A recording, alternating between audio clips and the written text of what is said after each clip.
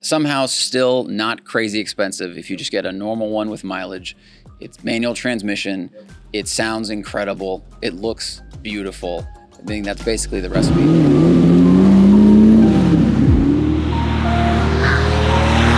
Very exciting weekend for me because normally I spend my time, dealing in these cars and buying and selling and putting out fires that comes with operating a boutique vintage supercar dealership.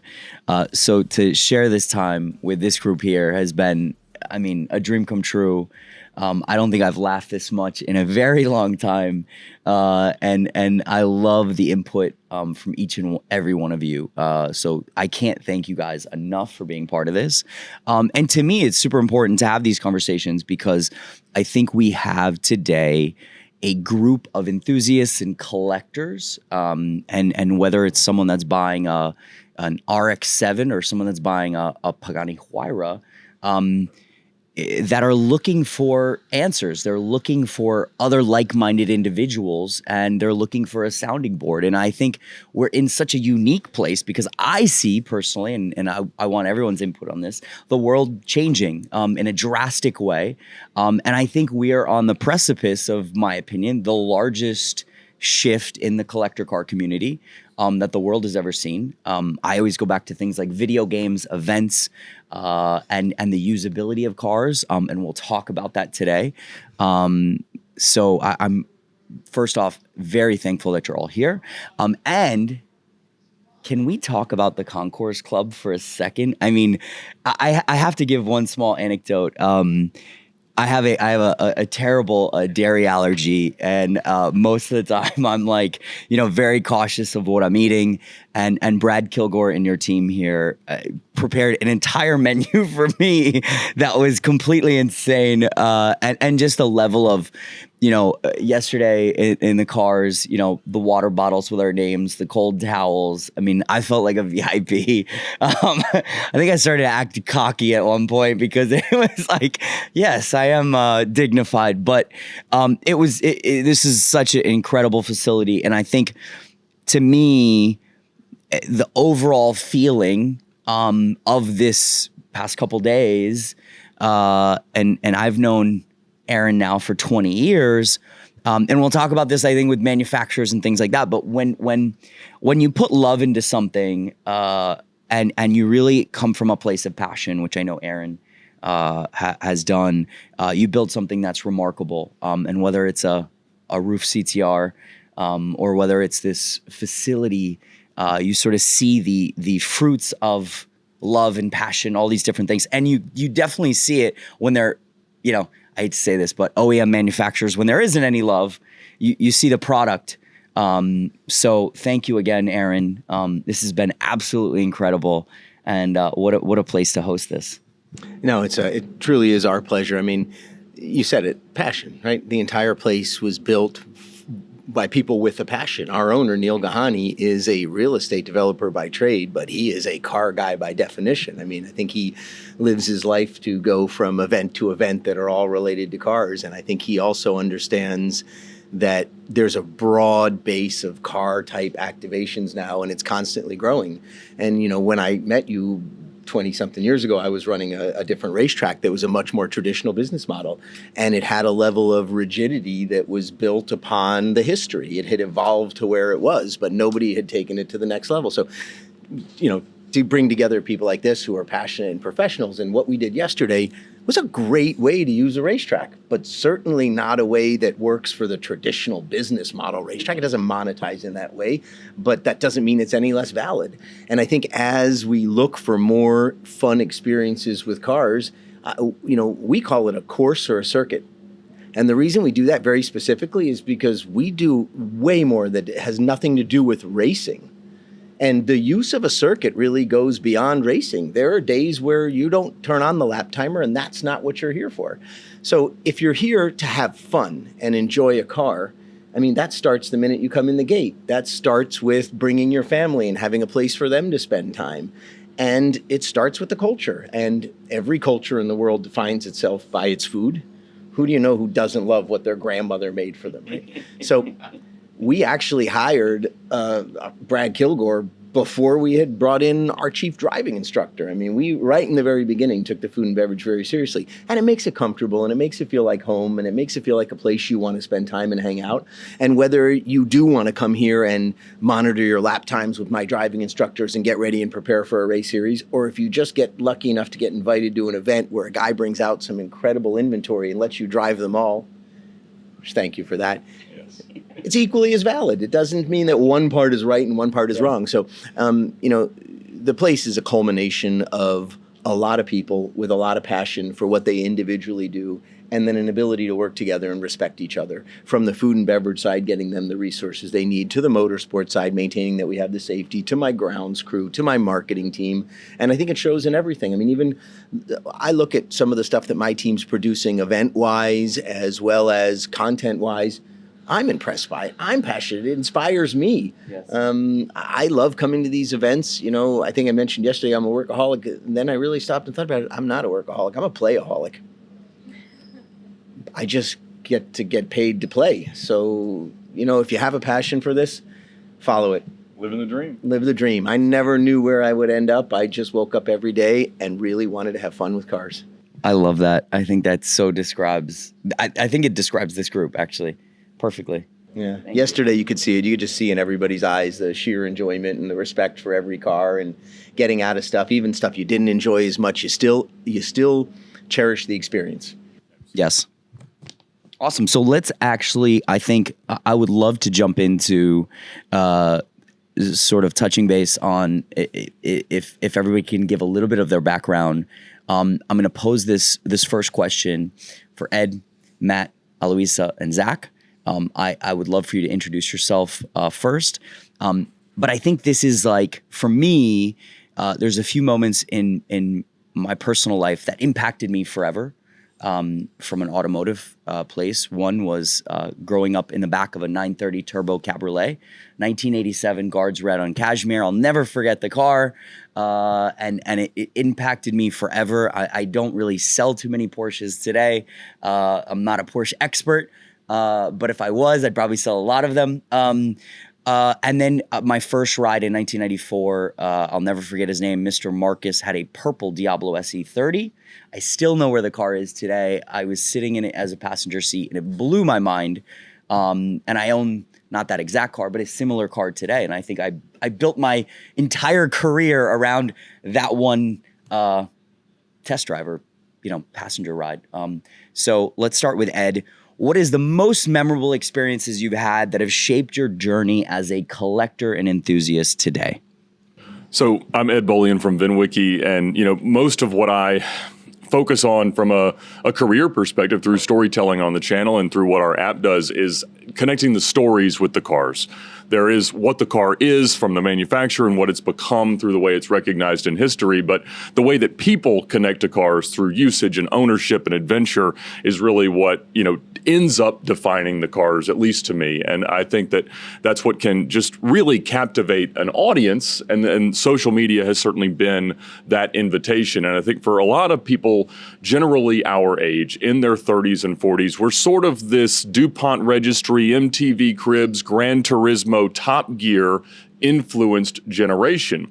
And I think we are the current entrance into the collector car world because most people, as you spend 10 or 20 years getting into a career and figuring out how to earn, save, build credit, you start to be able to explore the idea of owning those cars that you dreamt of. For me, reading the first Road and Track article about the unveiling of the Murcielago at Nardo, setting the 3-speed records in one night, there was not, it was a moon landing for me. I was just, this is the coolest thing I've ever seen, and how could I possibly become more connected to that? Because I didn't grow up in a car-loving family.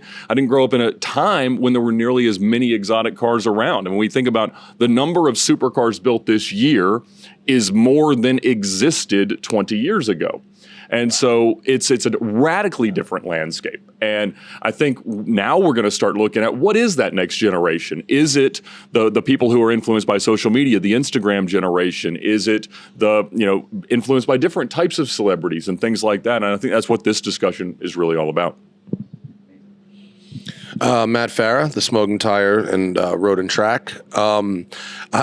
This is going to sound weird. When my father brought me an issue of Road and Track magazine when I was like 5, and had the DeLorean on the cover. And we all know that these are not very good cars, but to a 5-year-old, there's no difference between a DeLorean and a Countach. I mean, that's the same thing.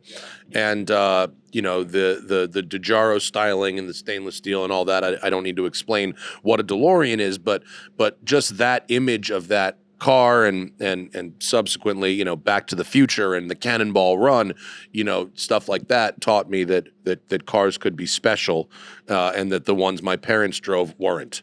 And so until he bought an LS 400, and then I was like, oh, this is a thing. But it really started with not being the fat kid when you're growing up. I couldn't run very fast, and I wasn't very good at sports, but I was really good in a go-kart. I was really good at driving. And so it then became the search to drive every possible thing I could find to drive, and learning how to drive it, how to drive it better, and how to find the next thing and the next experience. So even all throughout, as soon as I got a license, it was, well, what will my friends let me drive? What will their parents let me drive? I mean, most 16-year-olds can't talk their friends' parents into letting them try their Ferrari, but I somehow could and did. And so it was, even throughout high school and whatever, I managed to grow a reputation of being a person who could be trusted to experience this car and bring it back in one piece, which fortunately is a reputation I continue to enjoy today. And so it's always been about gaining experiences and seat time and creating a sort of internal encyclopedia about what every possible car is like to drive and the variety of experiences you could have under the umbrella of something that's called car. Well, I'm Aloisa, and tagging on to that complete opposite experience, actually, I grew up in the heart of automotive, and I'm still growing up in the heart of automotive, you could say. Like I mentioned yesterday, I grew up in the back of an RCT, which is a 964 single turbo Bolian white. I mean, beautiful, beautiful car. And I would always fall asleep in the back of the car. That's what would calm me when I was little. And my mom would sit in the passenger, my dad would drive, and we'd go on these 6, 7, 8 hour long drives. And it was a family affair. It was a family car. And then we'd proceed to drive to different events, to different collectors. So growing up, I always had understood not only the engineering aspect and understanding how much passion and excitement a car can bring you, but also the good people that come with that said passion, because we'd always end up going to see friends, customers, and getting to grow up in that heart of it, or going to Geneva at 6 years old, witnessing the unveiling of our cars and seeing how the cameras flash and people's eyes lit up.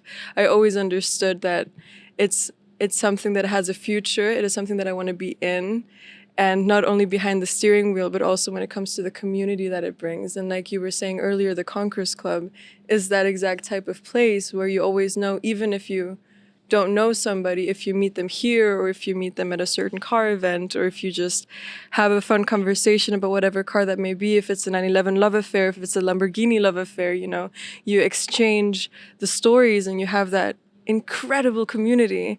And then, of course, the driving aspect. I mean, getting to sit on my dad's lap and steering for him until my feet reach the pedals, and then getting to drive myself is a whole different realm when it comes to the connection between oneself and the cars. But I think it's always at the end of the day about, sharing that passion, and not only being by yourself in the driver's seat, but also having either a fun passenger or a fun group to drive with. Yeah. Love it. I have to ask, just interject with one question. At what point did you realize that your dad was a living legend? I mean, that's is there a light switch moment? I have them all the time still, all the time. It happened. We were actually, after one of the Geneva Automotive shows, it must have been, there's so many stories, I'm like 12 years old. And somebody came up to him randomly in the street of Geneva, like we were just trying to get dinner after, like I just associated it with so much work, and he always thought in my head, I was like, wow, many people know him, they always come up and like shake his hand, like want to talk to him. I never understood. Somebody came up to him in the street and said, Mr. Ruf, I'm your biggest fan. I grew up, reading Road and Track. I grew up seeing the fascination on the Nürburgring. Can I take a photo of you? Wait, I have a Ruf shirt in my bag. Let me quickly change. So this gentleman takes off his shirt, puts on a Ruf shirt to have a photo with my father. I was like, wow. That impact, that excitement. And it's just so beautiful because I always learned from him, you always take time for that. You always spend those extra 5 minutes. And he told us a story about how he grew up in a 356. And then again, you bonded. And it's all about, yeah. That's one of the stories, but it's always happens, and it's just, yeah. Love it. Okay. I'm Zack Klapman, co-host of The Smoking Tire and very occasional contributor to Road and Track when they need someone to do something really stupid or dangerous. I didn't want to say that, but yeah. For me, it was about the experience of motion. When I was 5 years old, we lived out in the sticks of Santa Cruz, but our neighbor was a maintenance person at the amusement park. And he had taken one of the old, not bumper cars, but it looked like a mini Carmen Ghia. And they used to have them on a track at the boardwalk in the 50s. And they got rid of that ride. So he had one. It was powered by a Briggs & Stratton whatever engine. And he would drive it around this apple orchard. And he took me for a ride when I was 5. And I thought it was the coolest thing in the world. It felt like I was going 8 million miles an hour. It probably went 6. And it was on dirt. And it was moving around. And I just remember that was like a transformative experience. I was like, whatever this sensation is of moving and driving, I want more of that. And then my dad would let me shift his Scout or his P1800 when I was a kid from the right seat. And that was really exciting. It was like a way to connect with my dad and operate machinery. And then in high school, I was part of a car club, and everyone we were all into muscle cars, but what was cool is everyone had a different idea of what the ideal car should be. One person's like, my car's got a lot of rake. This person's car actually works. That person's car actually stops. Mine did none of those things. But they all sounded fast, but they weren't. And I think that led to later with the one-take stuff, we have fans that let us drive their cars, and it's fun to see what the community thinks is the ideal car. And at the same time, I'd read magazines, and I was really into the Diablo SV. I still remember that cover, fastest cars available, and it was blue and orange.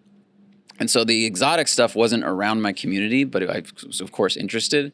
But it's always, I think I always come back to what does each person want from the automotive community, and what do they think is an ideal car or driving experience? And I think it's so fun that with jobs like this, we get to try a bunch of different flavors and dishes, and just, I don't know, whether it's a company or an individual person in their garage that made some weird thing, you get to see what does one person or one group's brain think is the best way to go down the road. Love it. So I think this next question, I'd love to start actually with Brett, and Brett introduce himself. And I think I'd love everybody to answer this, because this sort of defines the overall conversation today, and it can be a quick answer. But what do you think, and this is a great question for you, because you have your ear to the ground with almost every new car in so many ways, in hypercars. What do you think defines the next generation of collector? Oof. That's a great yet loaded question. Really hard to define, but I will say that I feel like we truly are on the pinnacle of watching a transformation between the fight in the last 4 or 5 years for EV, the segments of hypercar and supercar, and everybody going for these outrageous specs, and for the community itself to change, where everybody just said, and by the way, I just want to state something. It's incredible to be up here with you guys. You're living legends, every single one of you.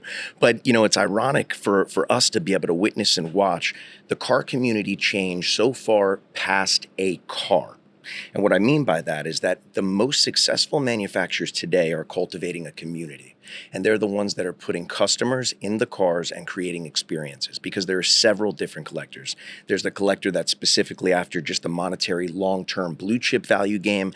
There's the guy that has had historics within him, within his family, within experience, and the collecting is something that's true to passion for him, that isn't necessarily about the blue chip financial gain. It's just about cultivating or curating a collection that's a family tie. And then there's other individuals that don't necessarily want to collect what everybody else wants, but they just want to focus on what's good for them now. So I think there's a bunch of different collectors, but I'll tell you the one thing that I think will tie everybody together are the manufacturers that create the community around the vehicles they're creating, because that community, in my opinion, internally is what holds the values up of all these brands, sort of like a brand like Pagani.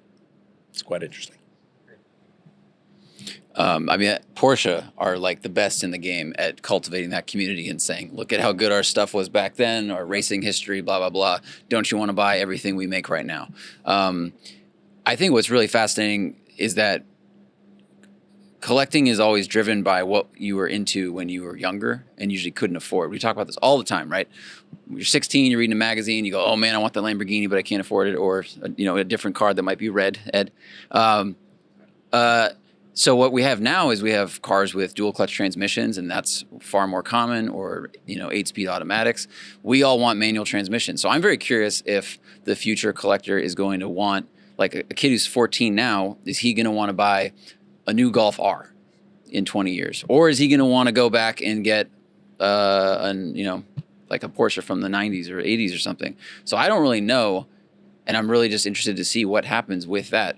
Are we going to see that sea change and the taste change as the generations go forward? I'll chime in one thing there. It's been shocking for us in our industry. When we first started about almost 10 years ago, it'll be 10 years in December, our average age of client originally was probably around 61 to 62. That 5 years ago dropped down drastically to about 42.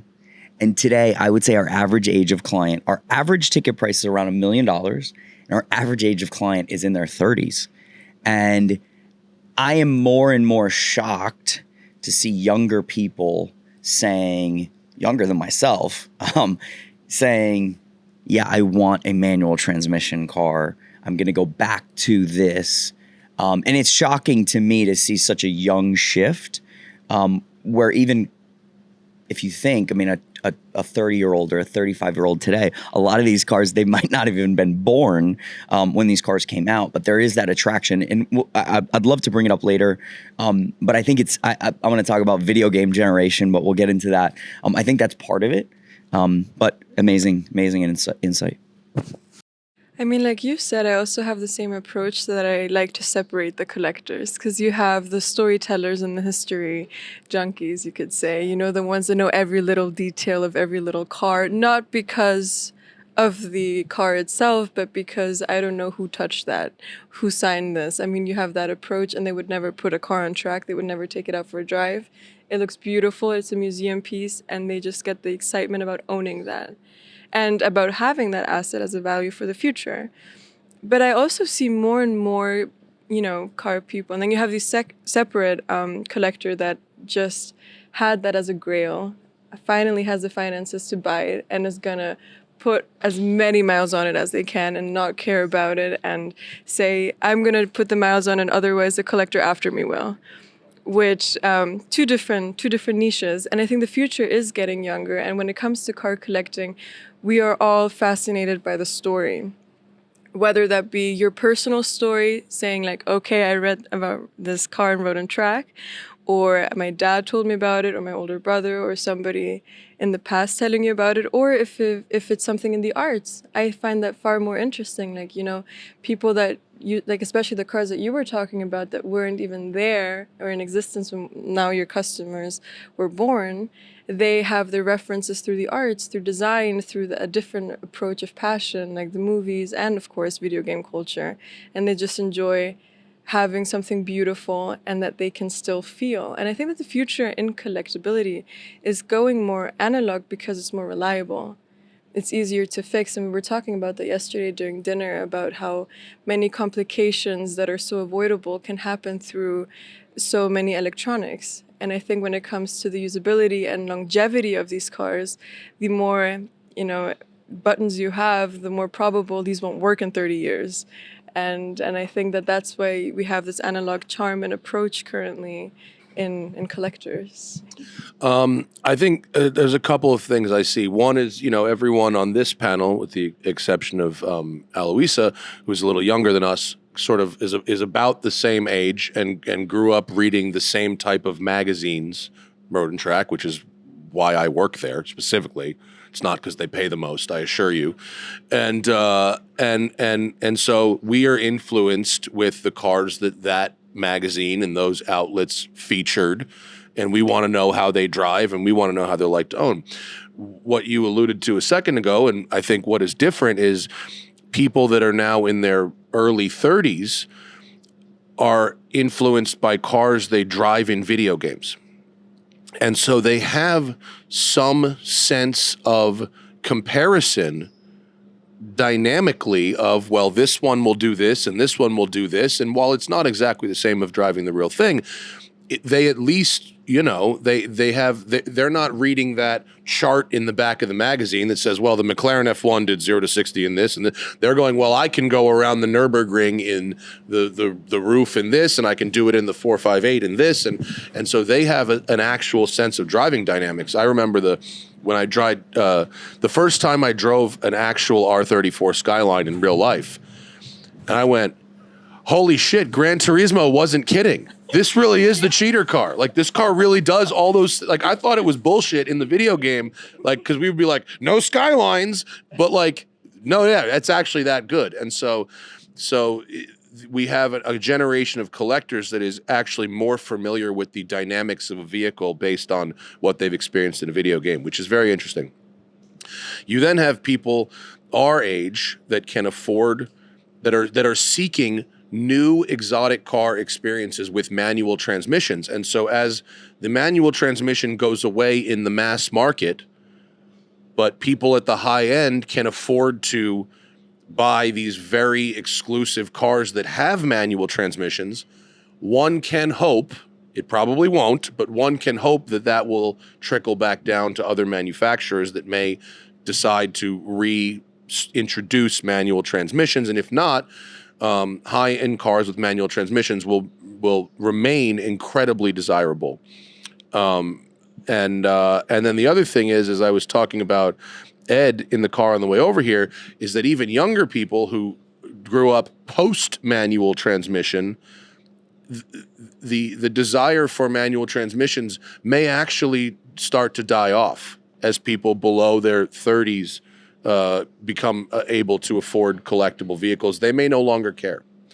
And the last thing is the rise of brand name Japanese tuner vehicles. I think the Europeans were there first, whether it's Ruf or Brabus or the pre-merger AMG stuff. Those became incredibly valuable. Now, because of Gran Turismo, because of Best Motoring, we have brands like Mines and Top Secret and Garage Saurus and stuff that 15 years ago were very, very niche, are now enormously collectible based on the reputation of the shops that built them. Stock is not necessarily as important with that entire genre of cars. So a lot going on there, a lot of words, sorry, but a lot of thoughts. Great thoughts. You mentioned your allergies and that the Concours Club could accommodate for them, and that's absolutely true. But my greatest allergy is automotive depreciation. And I figured out early on that with good enough credit, I can own any car as long as it doesn't go down in value. And I always described that both in my personal taste and in selling cars at a Lamborghini Atlanta, that if you look like you won the lottery 10 years ago, economically, it's probably going to work out pretty well. And so I've been saying that for a decade now. So maybe it's now, if you look like you won the lottery 20 years ago, that would also work. But I think that when we think about the next generation of collector cars, it's going to look like what it looks like to win the lottery today. And we talked about selling cars to lottery winners last night at dinner, because it happens, and what they're ordering. And I think, we grew up where you couldn't find Ferraris and Lamborghinis on every street corner. We're in Miami now, and you can't trip into the street without being run over by one. And so I think that when we think about what these guys are buying, if they have limitless resources from wherever that comes from today, it is hypercars, and it is these unobtainium, ultra-low production, crazy customized cars from Koenigsegg, Pagani, Bugatti, and the rarer stuff from Lamborghini, Centenarios, Veninos, things like that. And so I do believe that that's what we're going to see as the halo cars of the next generation of car collectors. But it's also very critical to understand that there being a next generation of preference never disqualifies the current generation's continued involvement in the cars that they already love. We thought that the muscle car era might have been over. And then we watched Scottsdale this year, and because all the $400,000 for a Chevelle. Fuck out of here. But a Resto Mod C2 Corvette does $1 million, and that is because there was another entrance into the market of retirement of the baby boomer generation that they were now back in. And so there absolutely is a next generation. There always will be a next generation, but that doesn't mean that we have to abandon the cars that we already love, because you're always going to be at your best in buying and driving and collecting when you're just expressing the greatest passion you have for that specific car and that specific drive. I think it's a great question. And when you asked the question, I had a whole series of thoughts. But I think one of the things I've enjoyed most about this weekend in this panel is that everybody brings such unique perspective, and maybe perspectives outside what you hear every day, that it makes you think and maybe zoom out to more of a 30,000-foot view to get some perspective. I think mine is a little bit unique in that, in my position as a president of a motorsport country club, it is not uncommon that a member or potential member will exit a company, have an event in their life, move to Miami, have a retirement, have something, come here and begin the collection. So I get to watch a lot of people go through this process. So I see some archetypes and I see some things that are common, and I think some of them are repeatable and some of them can be quite unique. I think the unique ones are a little bit of outliers, but I think a couple points that I want to hit on that kind of key on what you guys said. First of all, Matt, I cannot tell you how much I appreciate the fact that 2 or 3 times you've said we're all in the same age group. Thank you for that. In truth, I think I'm a tick older than you guys. I'm in my early 50s. It's 10 years, but it's an important 10 years. Something that Aloisa said, which is people want, and I think most collectors in their collection want that Grail car, but there was a big difference in that 10-year age group. My Grail cars were not cars that you could really always reliably drive. Okay, maybe that's why I queued to Porsches, because Porsches you could take somewhere and get home. But it wasn't, Ferraris and Lamborghinis and Lotuses were not very reliable cars then. Also in that 10-year gap, I think I was just a little ahead of the video game era. When the video game era came out, I was already old enough to be chasing girls, which was far more entertaining than video games. So we didn't have that same experience. And the video games that we played, probably didn't have that degree of realism. They weren't. Atari sucks. I'm going to go on a date. Pretty much that. Yeah. Boobs in video games yet? No. I mean, earliest car games we played were Spy Hunter. That was basically a couple of blips on a screen. Sex? Yeah, exactly. So now I think that's an important difference. I think the chasing of those Grail cars is a very age-related thing. I think societally, across all age groups, we want experiences now. We don't just want a car that we park and look at, we want to drive stuff. So if that Grail car is of an era where you think you could actually drive it and enjoy it and it's comfortable, I think that becomes more of a center of your collection than maybe you want that one Grail car that you park and you drive every weekend, but really you want to have some other stuff in the quiver that you can actually start up and use.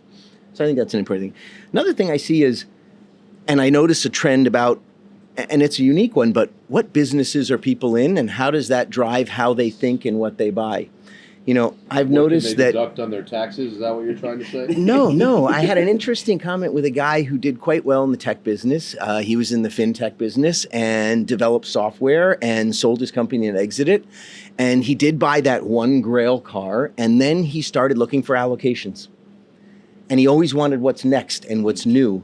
And when I said to him, why don't you get, this car's available? He said, I got to get an allocation for this one. I want that one. And the comment was, I always look forward. I want to know what's next.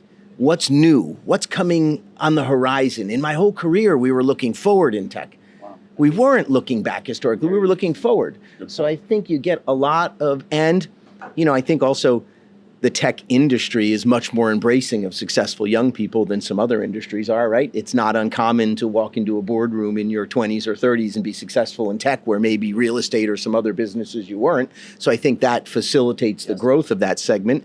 And you see some momentum growing there with younger collectors whose, again, their grail cars are, stuff that I was driving in high school and college, right? But that's their grail car. And then what they want is the next allocation, the newest thing. Those, I'm sure, are your customers quite often, right? They come to you, they get that grail car or two, and then they're looking to you, what's next? What's the latest, greatest, and what's coming there? So I think it's interesting questions. Love it. All right, so I'm going to jump around a little bit. I want to jump into really now the cars, and I think you touched on this perfectly. What's the grail car? And this question, I'll answer first because I have a very strong opinion about this. I've built a business around my opinions around this. But everybody could think about this now. I'd love to pose this question specifically for Ed, Matt, and Zack. Whether it be make, model, or feature, what do you think will be the next big trend in car collecting? And for me, you touched on grail car, and for me, it's Lamborghini Diablo GT. Never came to the U.S.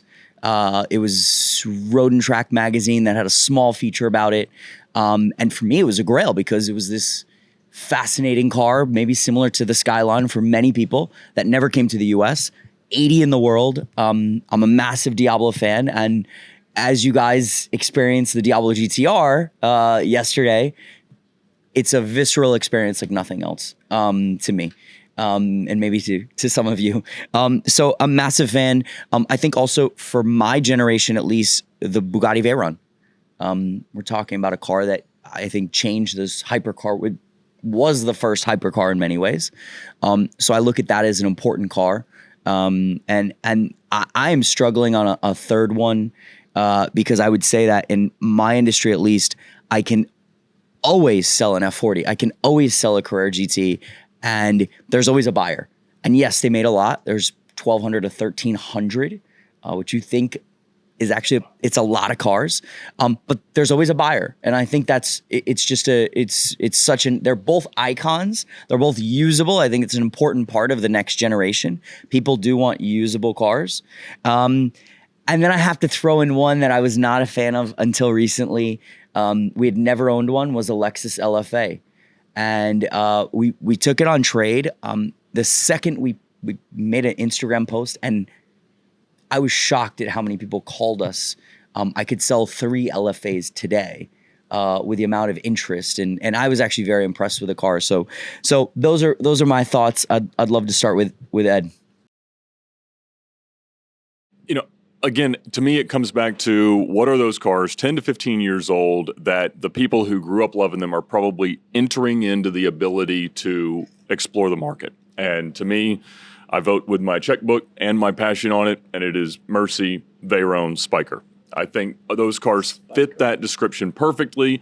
They have the opportunity for something coincidental about your choices. I don't know what it is, but there's something about your predictions for value in the future that just seems, I don't know. I can't put my finger on it. It's uncanny. Spiker's the outlier in that one. Well, they're so much fun. Awesome. They're extremely pleasant to drive. They're quite maintainable. And they have so many characteristics that you'd find in a Pagani or something like that today. And I think that they have so many interesting popular culture tie-ins. And to me, those all fit the description perfectly. I have a pretty. It's my formula for predictions is pretty straightforward. If it looks good and it sounds good, it doesn't matter how well or poorly it sold when it was new. It actually doesn't matter how it drives, and it doesn't matter if it's actually a complete piece of junk. And so to that end, I think Alfa Romeo 4Cs will be very collectible. They're very pretty. They're trash. I mean, they're awful cars, but they're great looking, and they didn't sell a lot of them. And the 33 Stradale didn't drive so good either, but that doesn't really matter. But yeah, you've got your 15 to 20 years up the road. I was in high school and now I'm knocking on the door of 40 and can afford it. And so I think we're still going to see the R34 Skyline has a ton of room left in it. There are so many of them, but there are so few really, really good ones. Great Supras, great stock RX-7 turbos. I mean, anything from that late 90s, early 2000s Japanese era where the cars are not just known for tunability, but also for being overbuilt and very robust and usable, and where the parts supply is very plentiful, but where a lot of them have been modified or crashed, or they got cheap enough where they've got, a zillion miles on them. And again, people who grew up playing Gran Turismo and Forza and modifying those cars, tuning them in the game, or watching Fast and the Furious and stuff like that. So yeah, either it's stuff that didn't sell well, that looks good and sounds good. LFA is a great example. I actually was on the LFA press launch, so I knew. I went on the press launch of that car and I was like, oh, well, this is something. This is really a thing. Yeah, those are great. And if you could find the press car, that would be the one. It had 60,000 miles on it. There was a black and a yellow. The black one had 60,000 miles on it, and that would be the one to have. It was 100% the media car. But yeah, I mean, tuner era stuff for sure. Yeah. I completely agree. If it's good looking and it sounds nice, especially as we have more and more forced induction cars that don't sound that good. That was one of the big lessons from yesterday, driving like 458 and stuff. You go, oh, this is how much turbos have muted everything. So I think a more modern car, LC500, it looks like the concept car basically. It sounds amazing. You put pipes on it. It's comfortable. I think that would kind of go the way of, 90s SLs or something like that. You go, okay, and I think that's a classic living today. I know it's like 3 years old, but in 15 years, I think it will be. Alpha 8C, I've been a huge fan of that since they came out. I think it's one of the prettiest things ever made. It sounds incredible. Probably, I haven't driven one yet. I've heard they're not great. They're terrible. Right? They're terrible. But, after a certain amount of time, no one cares because you go, yeah, but look at it and listen to it. Look at it. Holy shit, look at it. And Olin's can fix that. Olin's can fix a lot of that. But in that vein, in a 550 Maranello, somehow still not crazy expensive if you just get a normal one with mileage. It's manual transmission. It sounds incredible. It looks beautiful. I think that's basically the recipe. And I don't want, I think the Japanese stuff will continue to run, and I think there's a lot of cars that will come from there that will surprise people. But I think those will be my three. Love it. All right, now this next question, I want to start by directing at Aloisa. I'm going to modify the question slightly, but I think it's important. I think the one takeaway we all had was Ruf as a brand is sort of this interesting, it's a new car manufacturer, but it really embodies this analog spirit. This question, I'll first read it how we've written it. How do you predict the market for vintage supercars will change over the next decade? I'm going to ask you, how do you predict the future of Ruf and the future of new manufacturers will change over the next decade?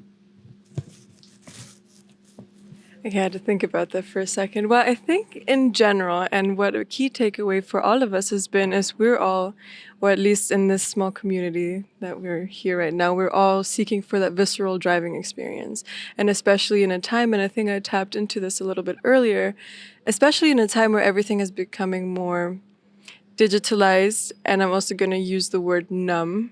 I mean, when it comes to the sound of the car, when it comes to all of this, what we in the early 2000s and 2010 defined as luxury, has becoming now superfluous for us. And I think that in the future of automotive, and like what you were saying, is finally trickling down. We're going back to actually driving the car, not letting the car drive you. I mean, when it comes to stick shift, when it comes to all of these, going back into the classics, I think that's a big, big future. And I also hope, and I'm a big believer in the future of synthetic fuels.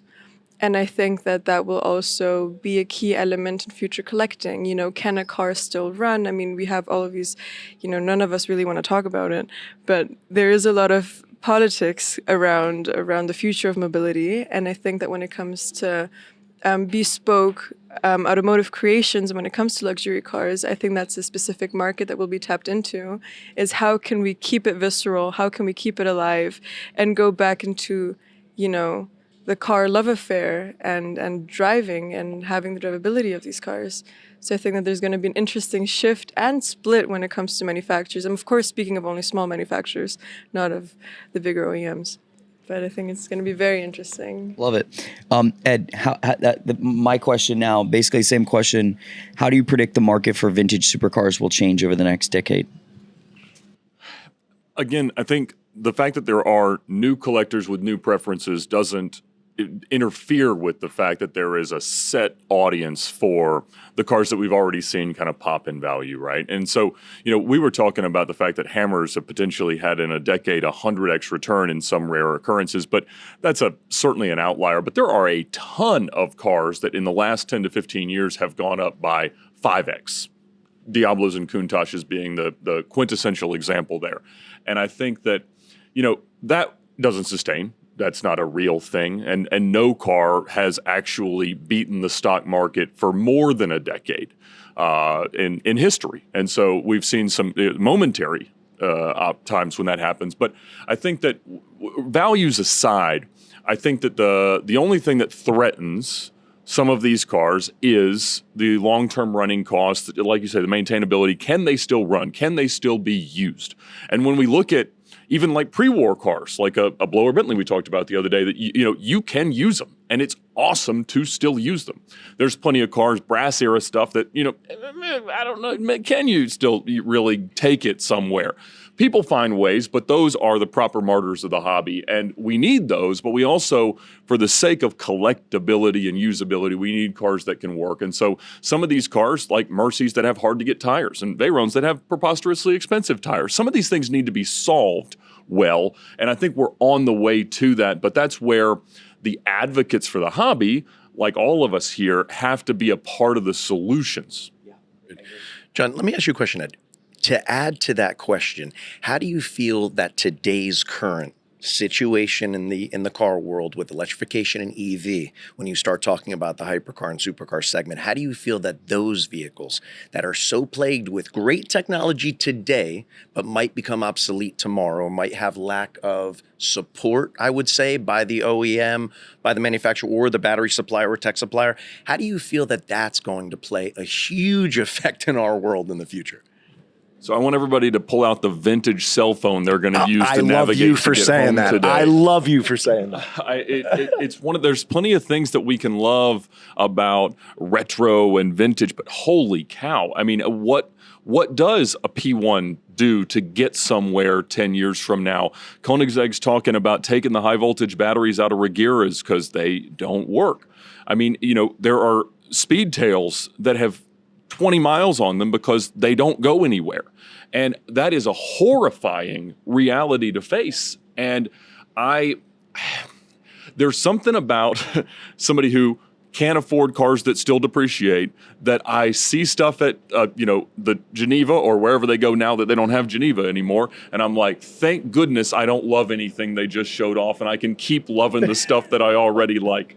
So Ed and I were talking about this the other day, about cars like, let's just use for an example, a Countach, right? It was fairly undesirable for about a decade, from let's say the late 90s to 2007, 8. A Countach was like $100,000, $80,000, $100,000, right? So those cars there's a floor. Right there, it's low, but it's a floor, okay. And it sounds very elitist to say 80 or 100,000 is low, but for what that was, that's the floor, right? The floor of an electric car is zero.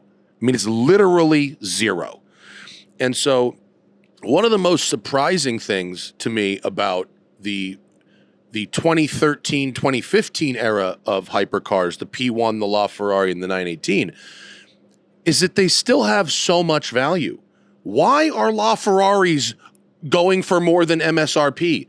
The batteries are $250,000 and they've all needed out of warranty replacements. And you can't get them.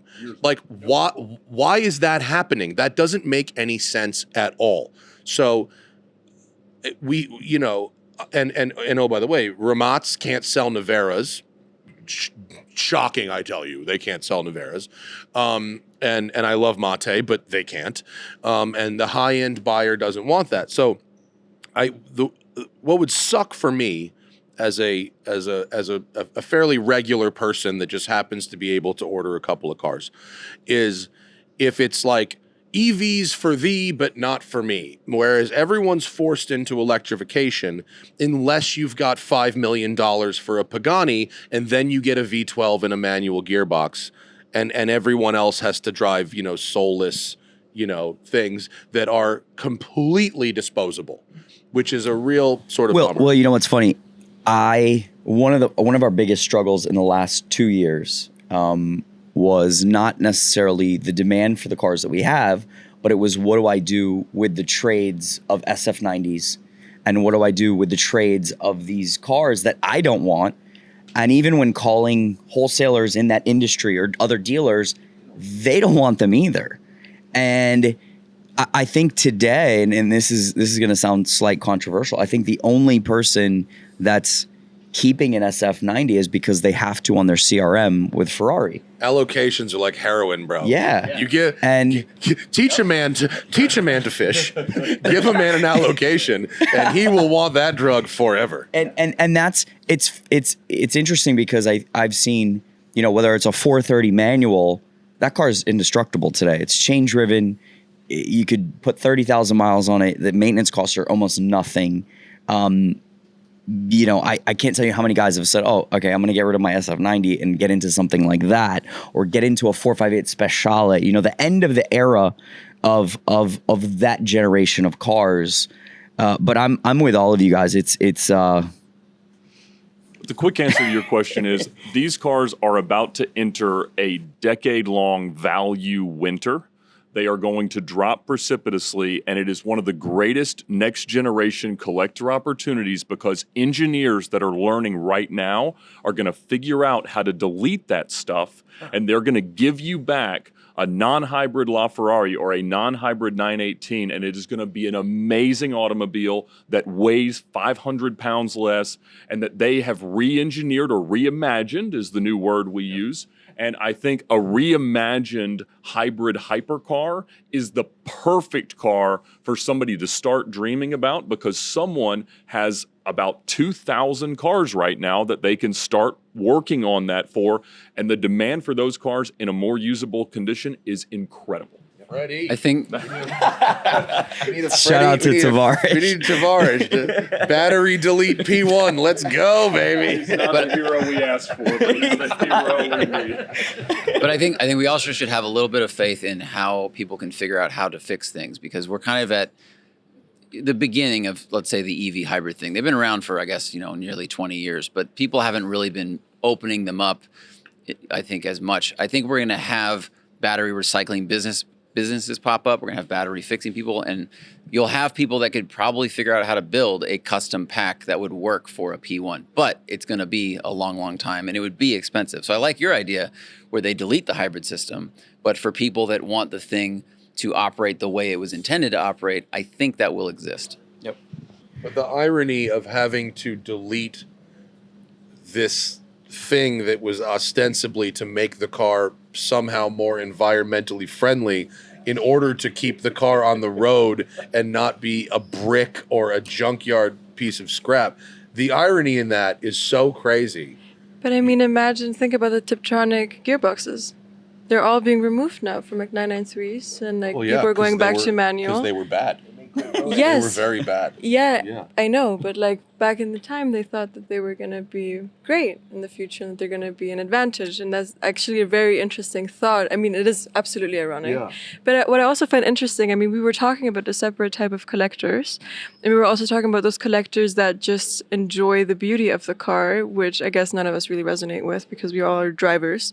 But there is that niche collector, and I could also totally see that being a sad future, but that you'd have that niche collector that would purchase those cars as objects, as art pieces, and collectibles, and keeping them as this is what we thought the future was going to be, but it didn't turn out to be. Kind of like what we look at, like the Ferrari Modulo, you know, or how we look at the Lancia Strato Zero. Those cars never ran, but they're beautiful, and now we say, oh, this is retrofuturism. This is what we thought the future was going to look like. It isn't. And I think that could also be a niche. I mean, who can predict the future? Well, I think you nailed on. Thank you for leading into our next question, but I think you nailed on a great point of these cars as now pure assets, and the shift that, you know, hypercars, vintage supercars, Japanese unique niche cars are assets, and they're true alternative assets today.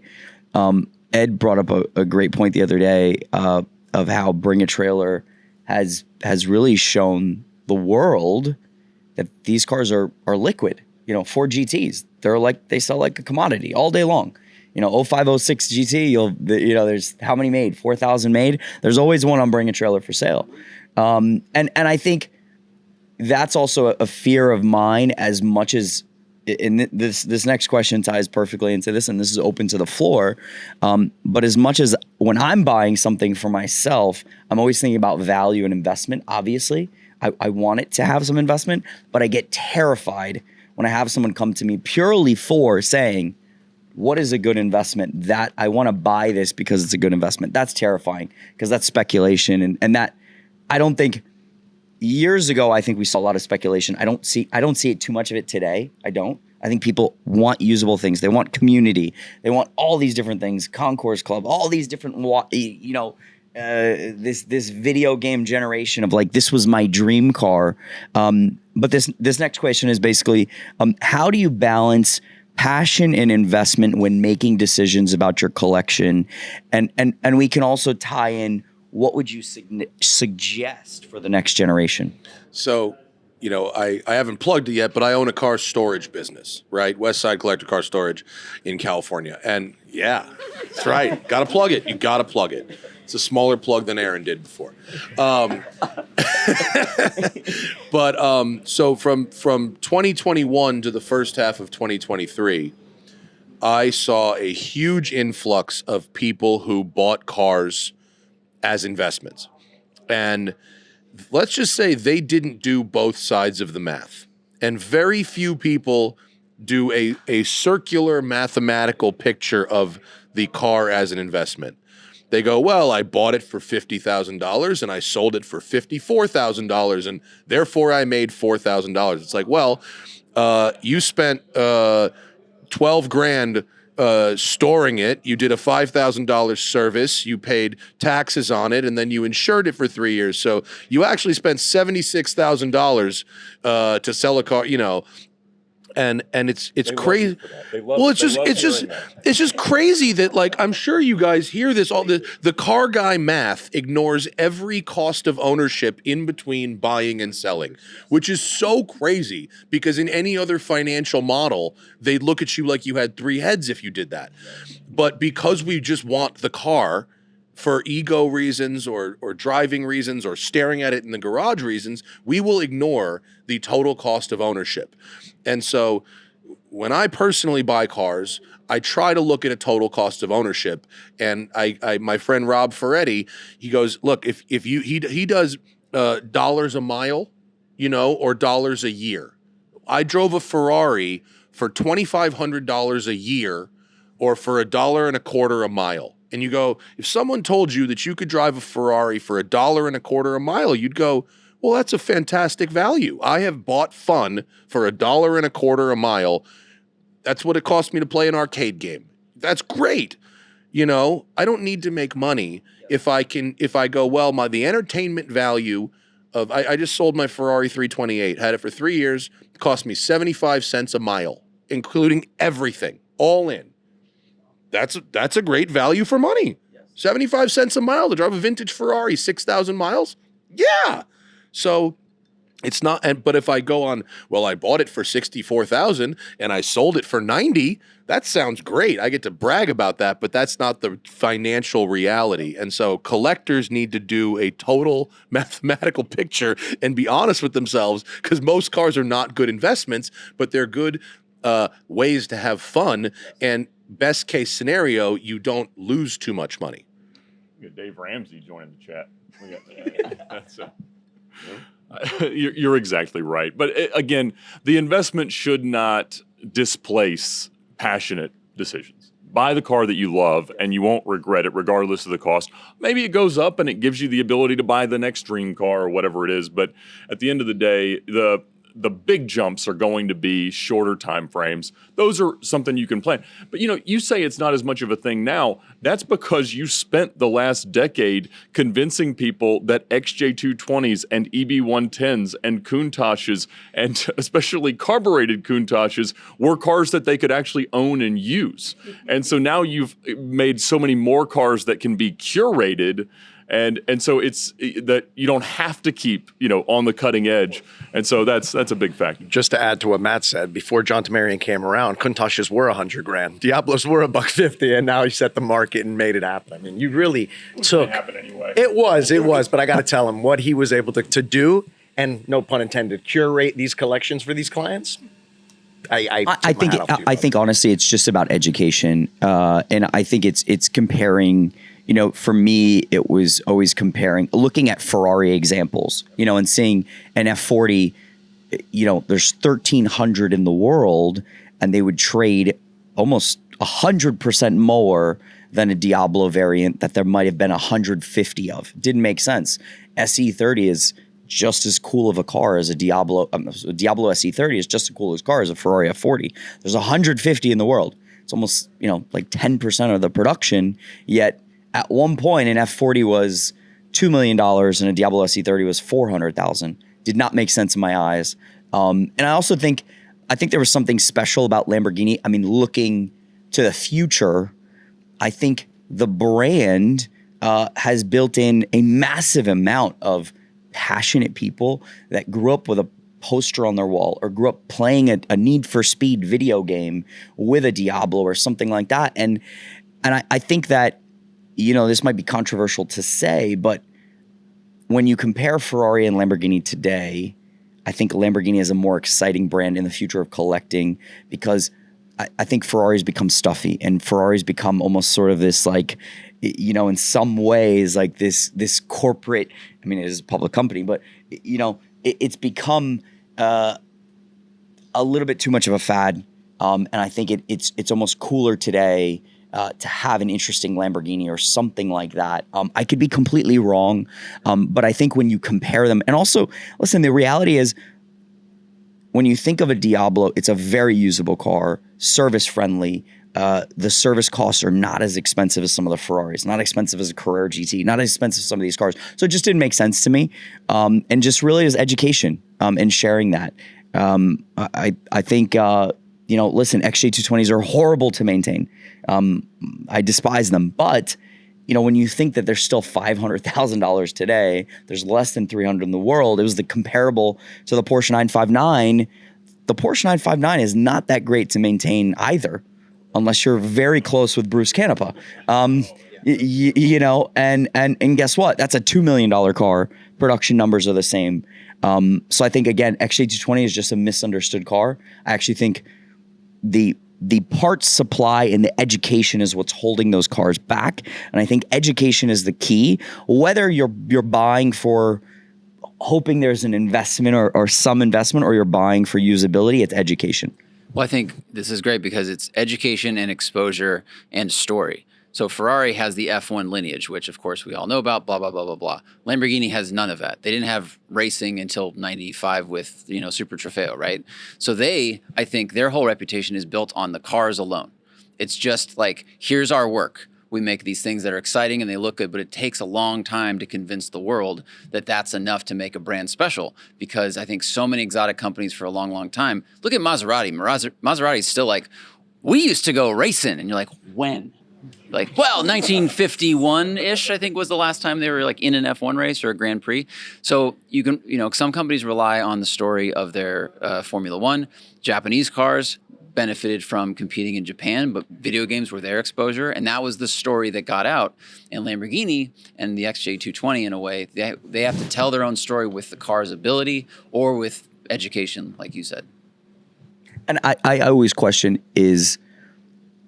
does that motorsport heritage, is it relevant today to this next generation of collectors?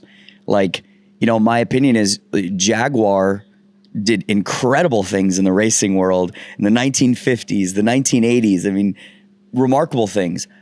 There is not 1 ounce of me that wants any Jaguar made, with maybe the exception of an XJ220 from the past 30 years. Do you dream about an XJS? I think the Red Bull hypercar is an interesting canary for that. Like, It's not strictly, but yes. right, but it's a car they're going to sell, and all they have is their reputation. Well, the most value mobile car in the moment is a Zonda. There is, you don't really talk about it as the most investable car because it's already so far out of reach. But 5 years ago, a Zonda's not $1 million. 3 years ago, maybe it's up to a couple million. Today, it is 10 for the worst one on earth, 20 to 30 for the coolest one if you had to have a specific car, and there is no end in sight, and there is no racing heritage to point to. It's just, like you say, it's the community of owners that have considerably more resources than enthusiasts for such a new company have ever had, and they are voting with their checkbooks over and over again. That's so interesting. I just wanted to play into the education aspect of what you were saying, because you asked what would we tell future collectors, passion and investment. Well, firstly of all, if your main focus is investment, I personally would recommend to not go into automotive if that's your passion, because you're going to want to drive the car, and it's going to be an itch in your garage that you keep want to go, and you're going to end up maybe or maybe not driving. I mean, if you're first getting into it. But I think the importance of understanding, looking at the history of how these cars have been rising, and like which type of automobile has been more interesting for investors and have had a great return, is the key to everything. Understanding, you need to have all the history of the car, how many paint jobs has the car, is it accident free? I mean, for us, it seems like a basic, but for somebody getting into collecting and into going into the auctions, I think that history aspect and educating yourself on what you're getting into is the key element. I just wanted to 100%. And I think, if we're just talking about strictly investment for a second, I don't think when I hear someone talk about, I want to buy a collector car for investment, I'm like, unless you're looking at something blue chip, don't consider it an investment. Like, this should be just passion and fun. Like, unless you're going after a 959S with no miles, that, I always tell people, you have to think, if it's pure investment, what's the top 1% of the top 1% of the wealth gonna chase and gonna want, and what are they gonna fight over at auction? And that's where you're going to see exponential growth. But besides that, I agree with everybody that it should be about your passion. I mean, what Aaron said yesterday, he redefined the usability. He said you can drive a Diablo if you're going to use it on track. I mean, I think that's kind of along the lines. And what you were saying is calculating your own investment in joy. Yeah. And like, what are you investing in? Are you investing in your personal happiness, or are you investing to look for money? I think that's also, I'm going to redefine the word investment. It's like, what type of investment are you looking for? Yeah, I'm not looking for cars to make me money. I'm looking for a fun side pot where I can enjoy my weekend and lose as little as possible. That's the idea. Just to add to what both said, but to add to what you said about the Zonda, there's something else we have to really, really think about that plays a massive role in the collectability and value. And listen to this for a second, because it's something we don't really think of. When you see the values of certain Lamborghinis, or for that matter, in a greater push, Ferraris, if Enzo Ferrari was here today to witness the values of where these cars went based on the historics, the guy would have a smile from ear to ear, right? The consumers that have the opportunity to curate their collections with these, if they had an opportunity to sit down with Enzo and talk about the trials and tribulations of that man's success to get to where we are, it would be something that would be unimaginable. There's no dollar amount. So when you think of brands like Pagani, your father, for example, Christian Koenigsegg, et cetera, this man is alive. He took this dream when he created Modena Design and created Pagani Automobili to where it is today. But imagine a man that watched the highs, lows, and the dulls through in the Zonda market. At one point, we're talking Wyclef days, back in the day, red Zonda days, when that car was being floating around, the U.S. for... It's insane. And that car today, $8, $9, $10 million in value.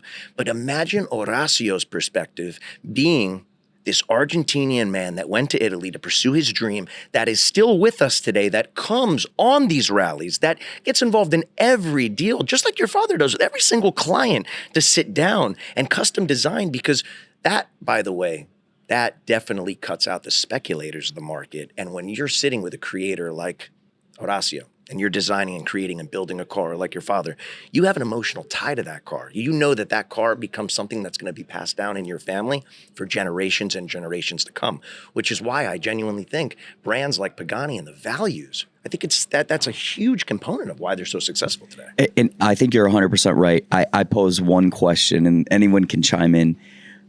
I think it's known what roof cars resell for. Not to put you on the spot, but they obviously are trading at a much higher multiple. Pagani's trading at a higher multiple. Zonda, obviously. So what has Koenigsegg done wrong?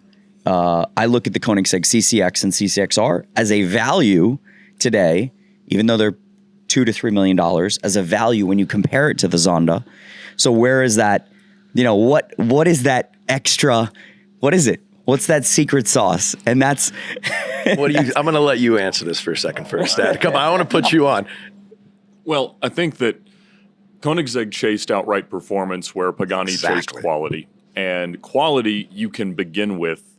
Performance takes decades of racing and engineering. And so driving an early Koenigsegg is a little bit kit car-ish, the word you're not supposed to use, but it's not that it doesn't represent a great chapter in the history of a brand that will continue to do great things. And some of the ideas are crazy, and that's why some of them might get walked back.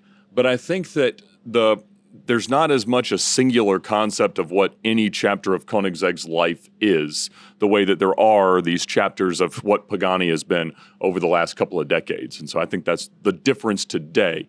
It won't always remain that case because we're only talking about, maybe 80 cars that you wouldn't love jumping in and driving today. But those are very different than hopping in a early Zonda S. Well said. I think the concept of Horacio was always form follows function, the Leonardo da Vinci concept. He never wanted to overly engineer a car. He never wanted to build something that was just a statistical track rat. For him, it was all about building a piece of performing art and watching that piece of performing art cultivate. But that paralleled with the individuals that had the opportunity to harness and own it was a very big component. Something that Ferrari has done for many, many years. We've all heard about this. We've talked about this. We're not a fan of the way that the old mentality of Ferrari always was. Horacio wasn't necessarily like that, but he was hyper-focused on who he welcomed into the family to make sure that this was something that was created for the future. Where other brands, if you wanted that performance track, right, you wanted the statistical numbers, you did it, but the reliability wasn't there. And in the car community being as small as it is today, everybody talks. Everybody knows. And we've seen a brand like Koenigsegg state that they're going to come out with X, Y, Z, and then they start ponying it back. That's not the case with Pagani, for that matter. And when you look at the motor block and the technical relationship between AMG and Pagani that's been there from day one, you have not looked at it where early on you were like, it's got an AMG engine. But today it's no longer an AMG engine. AMG has now donored that V12, naming it the Pagani V12. And they've taken that moment to say, we respect this relationship, but customers now see it. They appreciate it. They admire it. And I think with Ruf, I think if Aloisa said it, it would sound like marketing. But for me to say it, because I got to have a go in the new CTR yesterday, which was an absolute delight. I've also driven Bruce Meyer's 1987 CTR, which I don't think most people, because so few people have driven a 1987 CTR, and I'm very fortunate that I got to drive one and in the right circumstance on a closed road that we were doing a shoot on and really have a good go in it. I've driven a lot of Porsches, and I don't think most people would appreciate how hard it is to build a better Porsche. Like, to actually go, oh, all right, this is pretty cool, but like, yeah, I can do a lot better. And actually, because I've also driven a 959, which is a lovely car, and I get why they're expensive. A 1987 CTR is so much better than a 959 that if you drove them back to back, you could not believe the difference. It's it's such a different animal, and I own one of the other cars that was in that road and track shootout. I mean, not the same VIN, but the same car. And to drive my Countach, I've owned all the great cars from the late 80s. The roof is a way, way, way, way, way different thing from all of that stuff. And so I think people who have either used it in video games because Porsche wasn't licensing to video games. So if you wanted to drive a Porsche in a video game, it was a roof. Or if you saw the Nürburgring video, or if you remember that, the economy of scale that you got with a roof beyond what Porsche would sell you.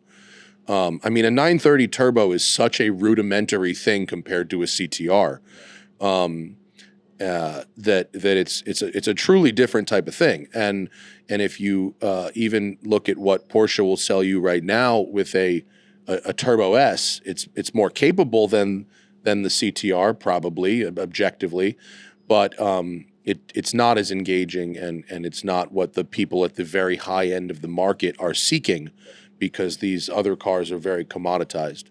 And so that's, I think, why someone who remembers what a CTR is from the 80s, even if they haven't driven one, and they go, well, this is the new version of that?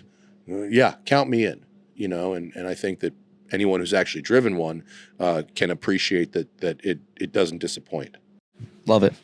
I'm so glad you had such a good time. Yeah, and Bruce is the 87 car is like unreal. I was gonna say, a very lucky man. It's unreal. Yeah. I spent a lot of time sucking up to Bruce to do that. I love it. So this brings us to a great point. I think the last part of our conversation, I think what's super interesting to me is obviously video games. We've all mentioned now video games. We've all mentioned, for me and a few of us here that are maybe a little bit older, it was road and track. There's no question. That's not a plug either. Because to me, it was the greatest, some of their shootouts and the covers, etc. But I think events and social media has played such a big part of this next generation and the current generation. So love to touch on a few points. And anybody can chime in on this. Aaron, I'd love your input. Brett, I would love your input. Now that everyone's sort of plugged their own gig, Brett and I are partners on an event called Miami Concours. And I actually started my career 20 years ago with car events. So I've seen the shift. I remember when I first started my first car event, we attracted hundreds of supercars, and that was an unheard thing. You did not have an event with 200 supercars in one place with an Enzo and Ford GT and all these cars, where today that's sort of commonplace at your Cars and Coffee, a members meeting here. It's very commonplace. So I would love for anybody that wants to chime in on this first. What are the key elements, do you think, that really define the next generation of car events, and where do you see that going? So, look, I think it's probably a great conversation point, and probably Brett and I can look at this from totally unique perspectives. There's a huge broad range of what you would consider events now. Of course, my focus is going to be on stuff that occurs on a club like this or in a closed circuit. Or personally, I've been amateur racing cars for 20-something years now. I do a lot of vintage racing, and I see a shift from like the daily vintage racing to that specialty event. And at least in the grounds of here, and I think we've been pretty successful in programming events. And I mean, the short formula is fairly easy. I have been blessed in my career with a severe case of ADHD. The weaponization of short attention spans is what makes events dynamic and fun. Everything in society has become short attention span now. Our media consumption is short attention span. I mean, I watch the kids and how quickly they pound through this stuff and how quickly they can absorb, get impacted, and move through it. It's not as if it's not making an impact. They just do it so much quicker. So when we program events here, the key is always that balance point. And you take the key elements. It's participation, it's socialization, and it's engagement in that community and making the relationships. But it's providing enough input that people can move through and digest it as they want. The days of showing up at an event and sitting in a classroom for an hour or waiting at the side of a course for your group to come up, they're gone, and those things are going to go. Now, you guys have managed to, when you lay out some of your events, we're a regular participant and a sponsor of the Concours. One of the things I love about it is you've done the same thing in how you curate and lay out the event. You can walk very quickly from different eras and different types of cars, and you can digest that whole thing really rapidly if you want to, which is great for those of us who have that short attention span. So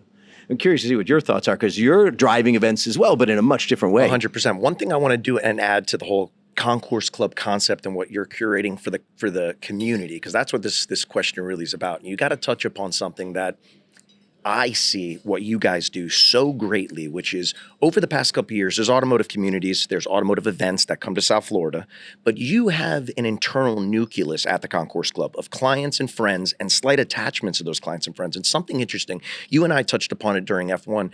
It's amazing for me to watch him put together his entire Concours Club community of clients and family members. He creates events within events that brings the Concours Club community to F1, to MOTA, to Miami Concours, but not just done as like, hey, you're a member, here's some free admission tickets, and here's a drink pass. They take this entire setup and remake this. So every location they go to, Aaron, you kill it. I mean, it's just not normal. You go to a Cars and Coffee and you're normally used to seeing your local dealer and they got free coffee and cups and they're like, hey, nice to see you, Aaron. Grab a Danish, have a great day. And you're schwitzing and you're done. When I go to F1, MOTA, Concours, all these events, and you see the actual square footage of air conditioning and food, it's a duplicate, miniaturized Concours Club within these events. And that's what separates the Concours Club from all of the other local, type of things like this. So when you talk about the car community and our events that we do, the dealerships today are so involved in trying to make the car community in local markets thrive. But not every dealer, for example, gets it. So you have the dealer car events, you have the manufacturer car events, you have the guys that are just automotively passionate. How we got so lucky to be in South Florida through all this is mind-blowing, especially past COVID, or I should say post-COVID. Even before COVID, there was definitely events, but everybody now wants to be in South Florida. It's weird. I don't understand how we got this lucky. And for me, looking at, it's funny, we talk about these disruptors and these pinnacle changes in the automotive space. Social media has played a tremendous role into cars creating personas around individuals that own them. And it's funny, I've seen that where Pagani, for example, there's clients that will not buy another client's car because the car has been branded on social media for that individual, which is, I'm dead serious with you. You have no idea. And really, really cool. I talked about this recently with Horacio on a call, actually Tuesday or Wednesday this week.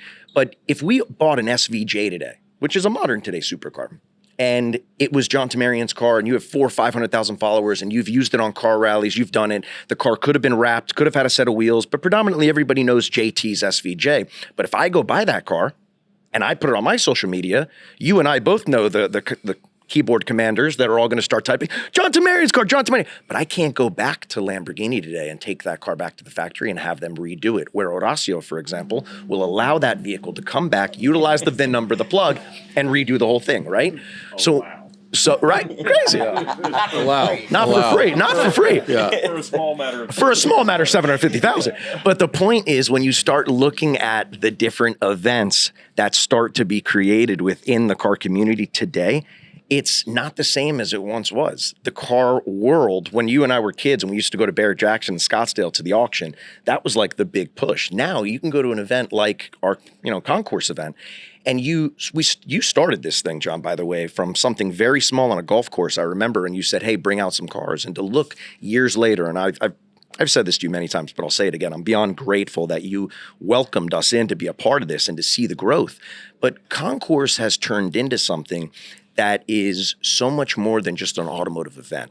When we look at how the creation of that started, from it being about cars, but not being positioned on a typical fairground of a golf course, where really the cars are just cars, it's a little bit like Concours Club. Like, we took that event, put it in the heart of one of the most beautiful elements of Miami that Craig Robbins and the whole team at Miami Design District has done.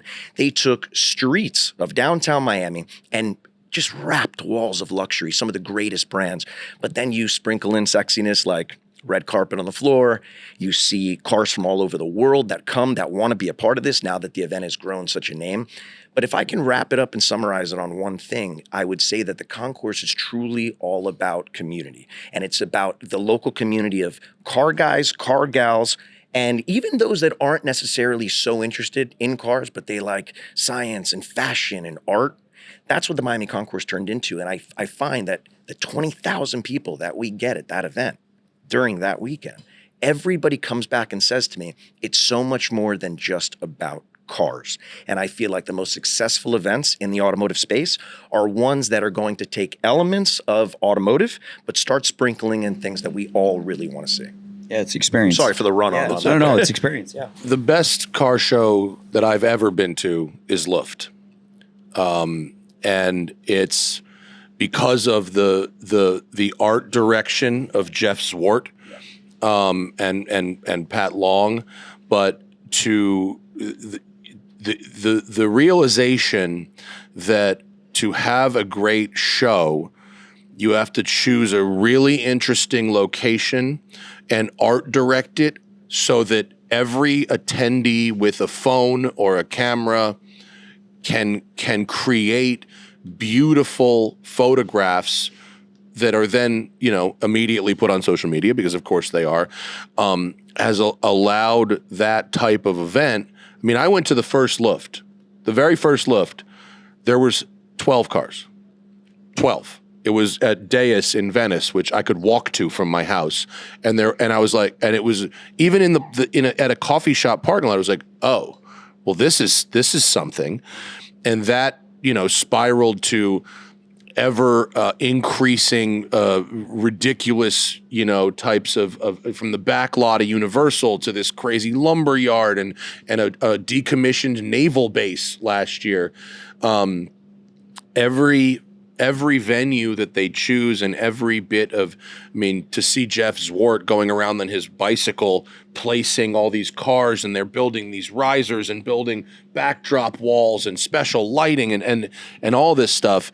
It's the only event like that where I've ever seen. And what it has done is it has inspired a bunch of offshoot where now if you have a local event that's just a local car, it's almost a requirement that you art direct it in LA. And I've now been to so many of these little mini Lufts where they're creating the shots all over, and so an art directed car show that is specifically set up for content creation is now the standard because of that.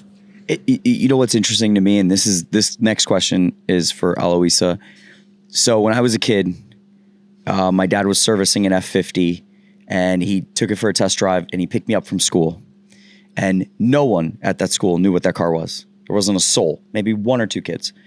Today, at the beginning of a car show, or even at our showroom, you have hundreds of kids, young kids, spotters, okay, and young people that can walk up to a car event and be like, that's Chris Singh's car. That's Ed Bolian's manual Murcielago. That's this.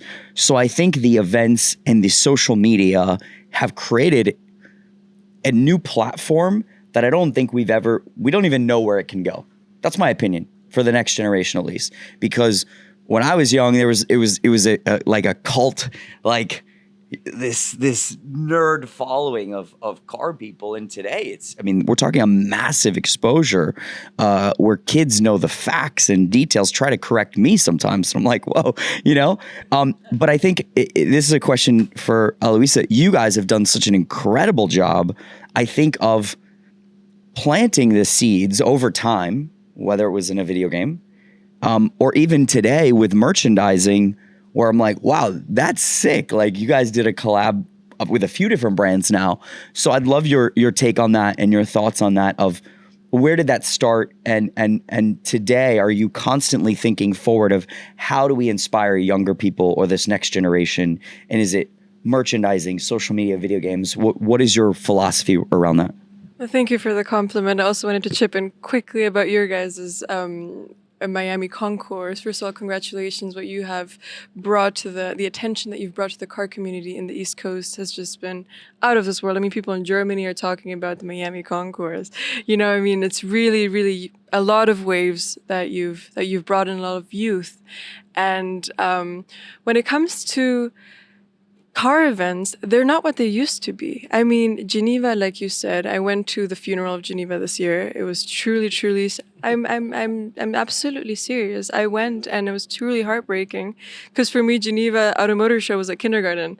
Like, I grew up going there, and that was it. And car shows used to be stagnant. There used to be a lot of, great lighting, great photo opportunities, but that was it. Everything was so much slower. And I think since COVID, the future of car shows, car events, and the keyword in this is dynamic.